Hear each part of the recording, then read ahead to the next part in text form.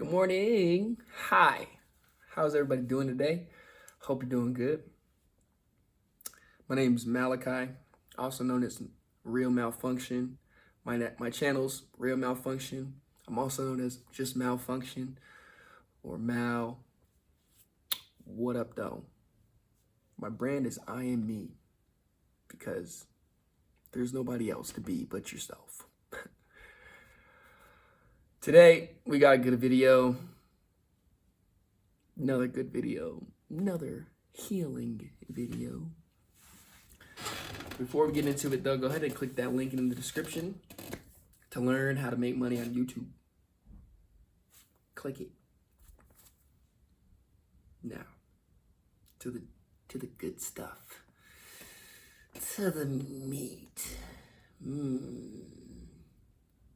Now, today we're going to talk about basically getting out of your head, right? And getting into your heart. And as a kid who felt bullied by his parents, not like I had a stepdad and then I had my mom, right? I felt bullied. Of course, I was doing stupid shit as a kid, like lying or freaking calling the police and then hanging up, or stupid shit as a kid, but like that's being a kid. But I'd be getting my ass whipped. Like these damn millennials, not millennials, excuse me, I'm a millennial. These Generation Z motherfuckers, I just don't think, actually, you know what? I know they just haven't gotten their ass whooped like us millennials have, okay? Because us millennials used to get our asses whooped, okay? So anyways, me having those things happen to me in my life, I'm gonna be honest. When I was a kid and my mom whooped my ass or my stepdad whooped my ass, you know what's crazy? First thing in my head to pop up, I'm not gonna beat my children when I'm older. And I'm not. I won't. I refuse to put my hands on my kids because, for one, that's not how you learn. It's not how you learn. Perfect example. Okay, how do you teach a dog? How do you teach? I can't speak right now. Fuck. How do you teach a dog tricks? Okay. You reward them even for their bad behavior, not hitting them, not giving them a treat, but being like, okay, good boy, let's try it again. Or you just don't give them a treat, right? So like if my dog, for example, if I'm like, sit down, right? And he doesn't sit, he doesn't get a treat. But if I'm like, sit down, and he sits, boom, give him a treat, right? If he doesn't sit down, you don't punch him, you don't abuse him, you don't be like, sit the fuck down, you little bitch. Like, people do that, but don't do that. It's just like it's like a kid. It's like a kid. Look, if you install fear at a young age into a kid, okay, for one, I feel like that kid's gonna get held back spiritually, maybe even physically, right? Because I feel like at the same time,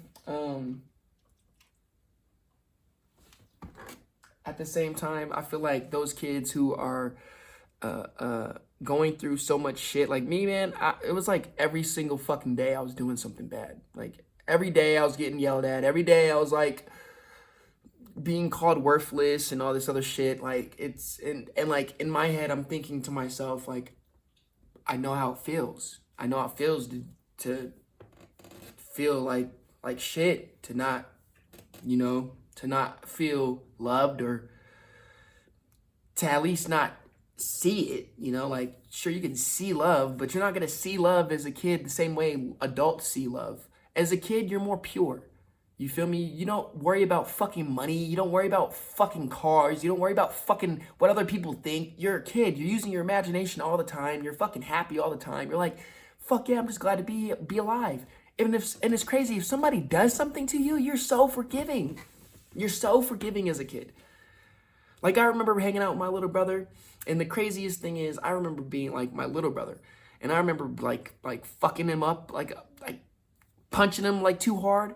And I remember like him crying hard. Like I was like, oh shit. Like I was like, my bad, bro. Like I didn't mean to fucking punch you so hard. I was like, I meant to punch you, but not so hard. And like the first thing out of his mouth wasn't like, no, leave me alone, I hate you. It was, oh, you're good, bro. It just hurt, man. Like kids are natural at compassion. You're taught the other stuff on how not to love, how to hate, how to judge, how to talk bad to yourself, how to not accept failure. Like you're taught all this shit. And it's interesting because when you first start getting out of your head, it's normally those kids that have been bullied because or been abused or been kicked or feel like they're not loved or wanted. It's those kids.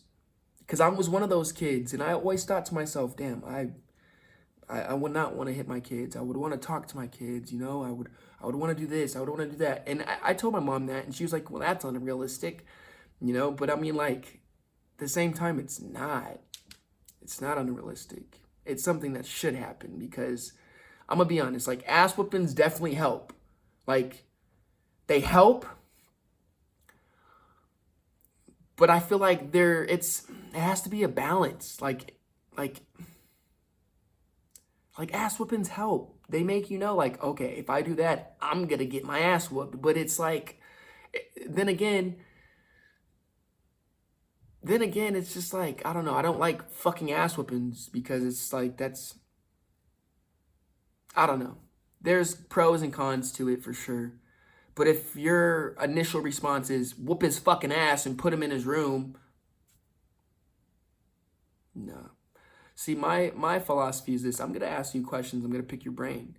Because when you start asking the brain questions, it's going to find answers. So if I'm asking you questions on why you did something, I'm trying to get your motive, trying to get your reason behind it, trying to get you to think, like, damn, why did I do that? That's better for me because now we're working on communication for one. We're working on empathy for two. We're working on trust as well. You're not going to just sit there and think like, oh my God, I can't tell my dad or my mom something because I'm going to get fucking hit. That's another thing I thought. Don't tell him shit. I'm going to get fucking punched or I'm going to get fucking abused by a belt and I don't want that. And I want to build trust. I don't want to build fucking fear. Because when you build fear, guess what? Now people really will start fucking lying to you. People will really start being like, oh no, I can't trust you. I can't trust you. Stay the fuck away from that. Like, you build up walls if you instill fear. But if you build love, now people are willing to open up. Now they're willing, your kid is willing to use his heart, talk to you more, be more trusting with you. And you don't have to be like, I'm going to beat you up. Like, you don't have to do that. First of all, that pumps his adrenals and your adrenals. So now you're having adrenal fatigue, which doesn't do anything but shut down your body early. You're in fight or flight all the time. Who wants to be in fucking fight or flight all the time? Nobody. It's okay to do it, maybe 10 minutes out of the whole day. Because it was a response of being fucking chased and hunted. So that's understandable. Everybody, every living thing, that dog has fight or flight. But after like 10 minutes, what happens? He's going back to playing. He's going back to, yeah. Same thing with the gazelle in the wild. They're grazing and then what happens? They're getting chased. Oh shit, run. Okay. And then what happens when it's done? Oh, okay. Let's go back to grazing. It's the same situation. But if your life is constantly go, trust me, you're going to be living in here and not here. You're going to want to live in here, logical, always observing, always, don't trust this person. He might hurt me. Oh my God, can't trust this person. He might hurt me. Instead of being like, no, I love myself so much. Let's give this person a shot. Okay. And that way you can calm your mind. The thing about getting out of your mind, getting out of your head, and going into your heart is calming your body. Calming the beast. Your body is an animal. The mind is not. It's logical. But it's being able to control this so that the body follows. You are a master of your own ship. You ever heard that? Your body's the ship. You're the master of it. A lot of people's bodies, a lot of people's ships are just going wherever they want, doing whatever they want. They're not conscious of it. And that's why I make these videos, you know, so you guys can become conscious of it. The cool thing is, though, about going into your heart, what that looks like is you start asking yourself questions of what it would feel like. What it would feel like if I did this to somebody else. What somebody is doing to me, what would it feel like if I did it to somebody else? How would that make me feel? Because when you start asking those questions, you start instilling empathy in your mind. And then you start putting yourself in other people's shoes. And then you start realizing, right, what you've been doing.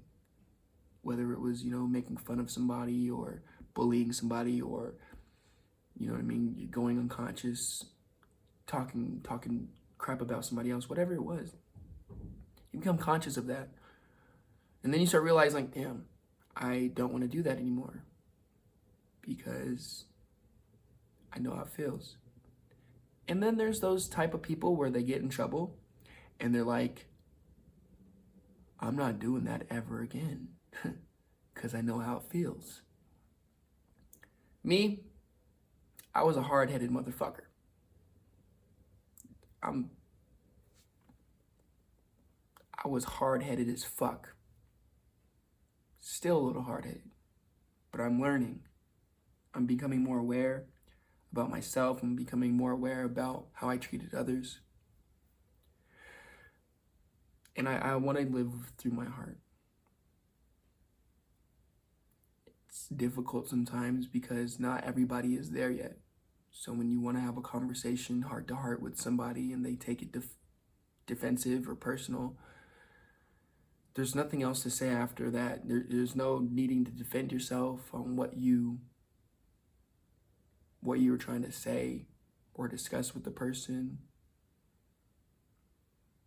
If both of you guys aren't on the same page, heart to heart wise, I don't think you can have a conversation. Like, you both have to be on, like, the same page. I'll give you an example. I recently turned off my cousin's phone. I'm paying for his phone bill. He was giving me money every month, but then he stopped paying it. He stopped communicating to me that he didn't have the money or whatever it was. You know, he stopped talking to me.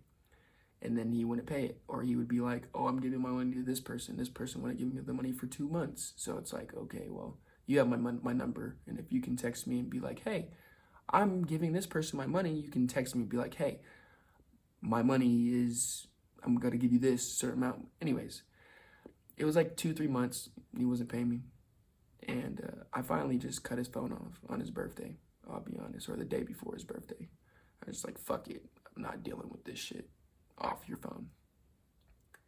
And it's crazy because, like, the initial reaction that he gave me was what he's been giving me. And I feel like it would have been different if he would have given me a different reaction. As in, like, yo, cuz I need help. I'm struggling over here. Any way you can help me out.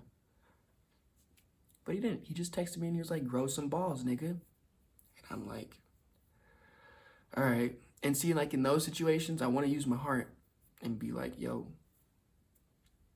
you're good, cuz, but I've been feeling so disrespected lately. You're not good. And if we can't have a heart-to-heart conversation and actually talk about it like men, there's no talking. Because I understand that you just got a name call, grow some balls, nigga, or you're going to just be in your bag because something's not going your way. Personally, I mean, that's what happened. And heart-to-heart conversations definitely work when people are definitely on their healing journey. I've had heart-to-heart conversations with my mom from the shit that we've been through. And I can say it's different than, I'll give it like this. A conversation I used to have with my mom a lot was just trying to get attention, trying to get her to be like, no, I care for you, Mal. I love you a lot. And so I remember asking her, like, Mom, would you care if I died?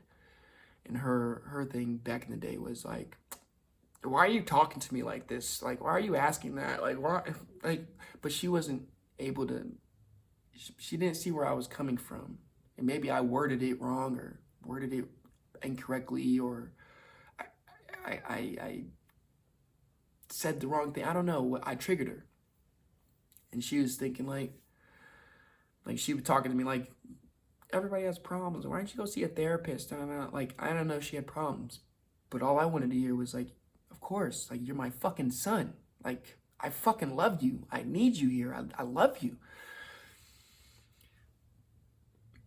But I didn't get it, but it's okay. But now it's interesting because those same conversations we can have, you know, and open up.